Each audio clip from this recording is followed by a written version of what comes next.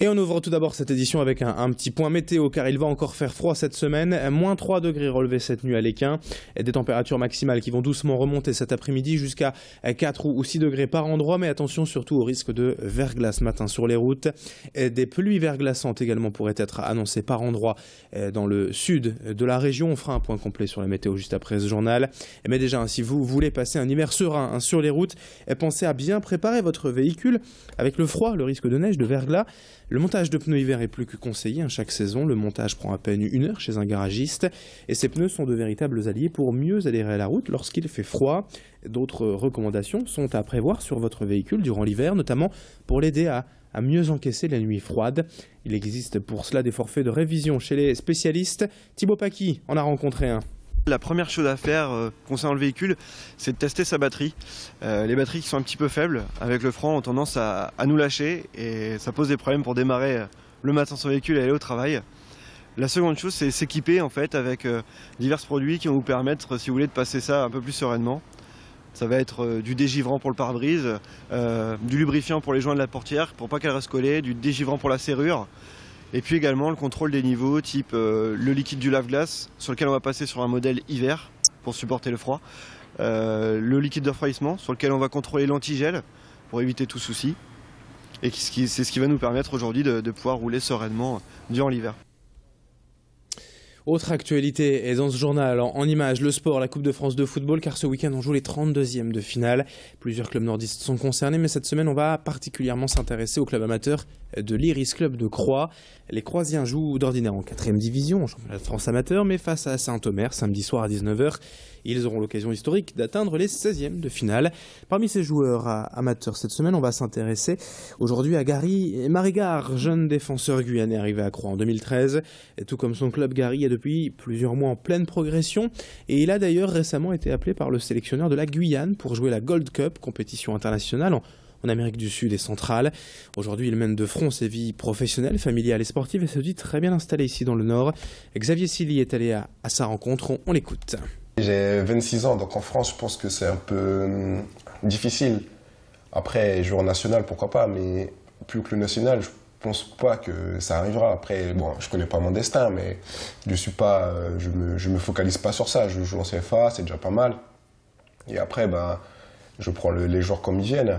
Après, c'est sûr que peut-être à l'étranger, il y a des possibilités encore, parce que souvent, les pays frontaliers, comme la Belgique ou l'Angleterre, ou peu importe, ils ne prennent pas forcément en compte l'âge. Et sachant qu'on joue en France en CFA, c'est quand même un bon niveau pour ces pays étrangers. Et alors, pourquoi pas ? Alors pour rappel, Croix sera donc opposé à Saint-Omer ce samedi à 19h. Dans le même temps, le LOSC sera en Corse à Bastia. C'est Bastia à Lille, l'ordre du match précisément. Valenciennes recevra Nice au stade du Hainaut, alors que dimanche après-midi, le Racing Club de Lens accueillera Lyon au stade de l'Épopée à Calais. En ce lundi, on entame également la 2e semaine des vacances de Noël et sur Grand Lille TV, on continue de vous donner de bonnes idées chaque jour pour occuper les enfants. Aujourd'hui, ne manquez pas la chasse au trésor du musée d'histoire naturelle de Lille.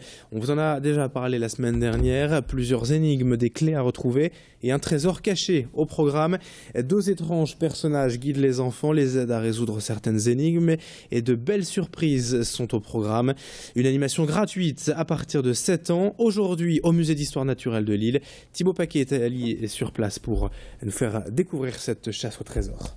Ils ont des énigmes à résoudre, pas facile, mais pour l'instant ça va, on a réussi à découvrir le fameux code secret.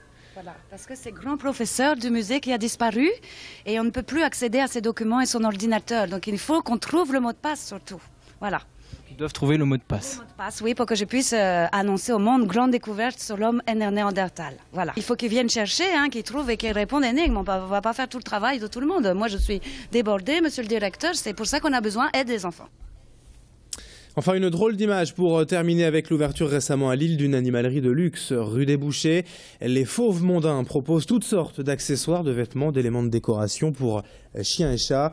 C'est Stéphanie Lantoine qui a ouvert la semaine dernière cette animalerie de luxe, un vrai magasin d'accessoires pour les animaux à quatre pattes avec des colliers et de cristaux Swarovski, des doudounes, manteaux, gamelles en titane, friandises haut de gamme, des coussins Louis XIV en bois à sculpter. Bref, un vrai marché de niche pour propriétaires plutôt aisés et qui veulent le meilleur, sinon rien, pour leur animal de compagnie et pour assortir également la décoration de leur chien ou de leur chat à la décoration de leur intérieur. Les Fauves Mandins, c'est à Lille, ça vient d'ouvrir et c'est Xavier Silly qui est allé découvrir Stéphanie Lantoine et son univers. Dans un premier temps, le petit showroom que j'avais à Marc-en-Barœul me servait surtout d'endroit où moi je préparais les colis que je devais expédier suite aux ventes qui étaient réalisées sur mon site internet. Les personnes de la métropole lilloise venaient de temps en temps jusqu'à Marc-en-Barœul pour acheter un article pour leur chien, mais c'était pas le but premier. Maintenant, en venant ici dans le Vieux-Lille, je cherche vraiment à toucher de nouvelles personnes et à proposer une vraie boutique ouverte en permanence du matin au soir. Lundi 29 décembre, fin de ce journal, 7h36 en direct sur Grand Lille TV. On enchaîne dans un instant avec la météo et l'infotrafic.